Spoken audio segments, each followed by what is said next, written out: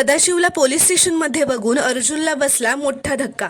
श्री स्वामी समर्थ प्रेक्षकांनो, आता अर्जुन व चैतन्य पोलिसांना फोटो दाखवत विचारतात की या सदाशिव मैनावती यांचं काही बॅकग्राऊंड चेक करता येईल का आपल्याला।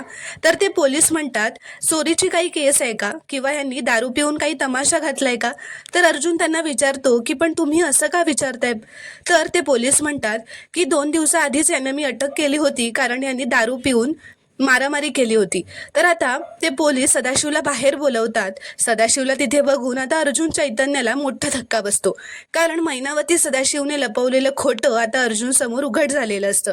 इथे सायली पूर्णाजींना विचारते की पूर्णाजी, ही गोधडी यांची आहे का हो। तर पूर्णाजी म्हणतात की प्रतिमाची आहे ही गोधडी, या गोधडीशिवाय ना प्रतिमाला झोपच यायची नाही। तर सायली म्हणते प्रतिमा त्यांना आता सगळं आठवायला लागलंय ना, त्यांच्या या जुन्या मैत्रिणीला पण ओळखतील का त्या। तर आता सायली आणि पूर्णाजी ती गोधडी घेऊन प्रतिमाच्या घरी जातात। प्रतिमा तिच्या खोलीत झोपलेली असताना सायली आता हळूच ती गोधडी प्रतिमाच्या अंगावर टाकते। त्या गोधडीचा स्पर्श होताच प्रतिमा दचकून जागी होते।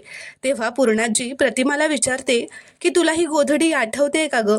तर आता प्रतिमाला सगळा भूतकाळ आठवायला लागलेला असतो। ती सायलीकडे आता बघतच राहते। प्रेक्षकांनो, तुम्हाला जर का हा शॉर्ट रिव्ह्यू आवडला असेल तर व्हिडिओ लाईक करा व चॅनलला प्लीज सबस्क्राईब करा।